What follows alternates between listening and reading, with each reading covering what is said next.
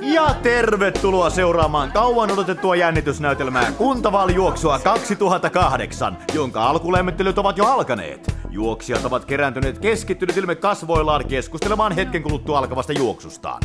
Mitkä ovat tunnelmat? Ekonomi, kiinteistöpuolen asiantuntija Marika Sipilä.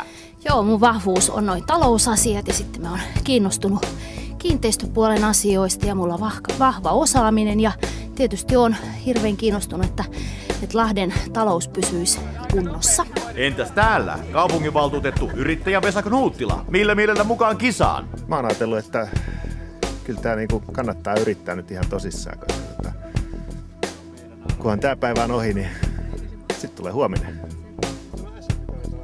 Juoksijat venyttelevät ja tekevät vielä viime hetken valmisteluja. Erityislastentarhanopettaja Romakkaniemi, miltäs nyt tuntuu?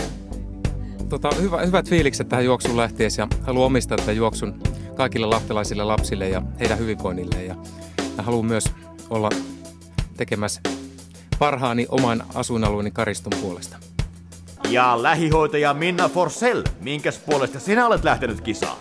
Mä näen puutekohtia paljon tuolla vanhustyössä ja mä lähden juoksemaan nyt sen puolesta, että saataisiin vähän vanhuksille apua ja tukea ja hoidot vähän hohdokkaammaksi. Ja tässä Ulla Leino, piirtäjä ja eläkeläinen, joka edustaa kilpailun veteraanisarjaa. Millaisia mietteitä juuri ennen kisaa? Ja tästä jatketaan. Ennen muuta ollos uskollinen itsellesi. Ja sitä seuraa niin kuin yöpäivää seuraa, että muillekaan voi vilpillen olla.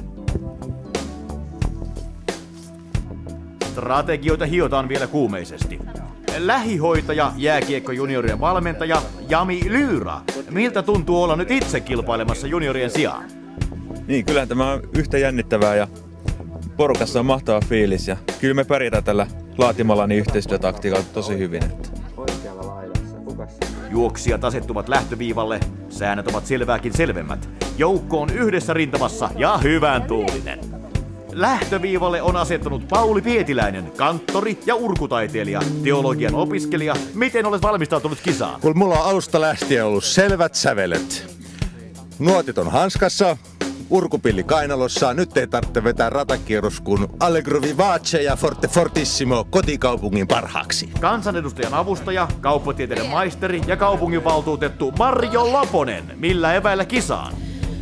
Joo, onhan mulla hyvä kokemus tuosta valtuustosta jo kertynyt ja työ antaa tähän hyvät eväät ja osaamista ja on mulla hyvät hampaatkin.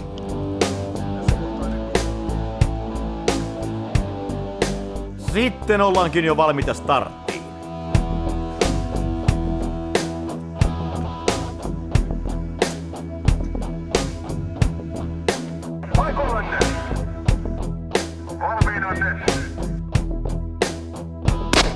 Ja näin päästään liikkeelle. Juoksijat ovat tasaisessa rintamassa. Sää on mitä mainioin, olosuhteet kutkuttavat ja uusi stadion kiiltää kuuluisaa sinistä väriä.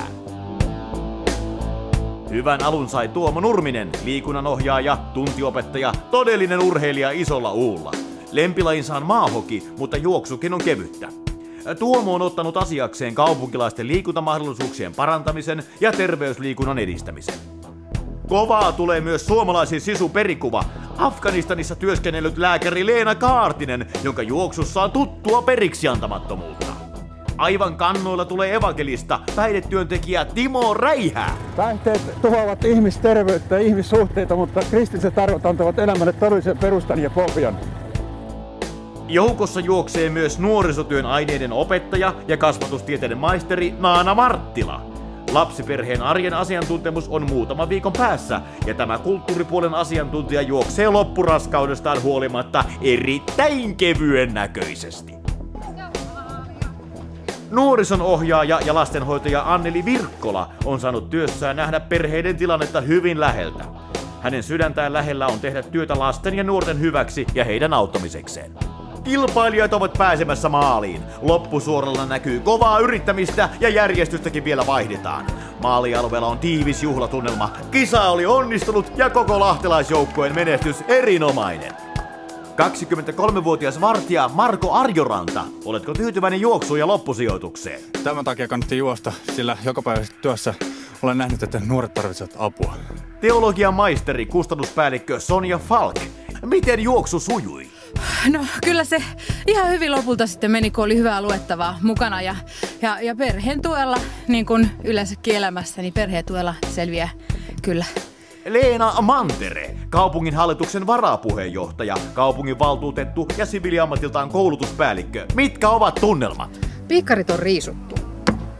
Ääni haravana mun tärkein tehtäväni on imeä kaikki mahdolliset kilpailijat maaliin hyvällä tuloksella.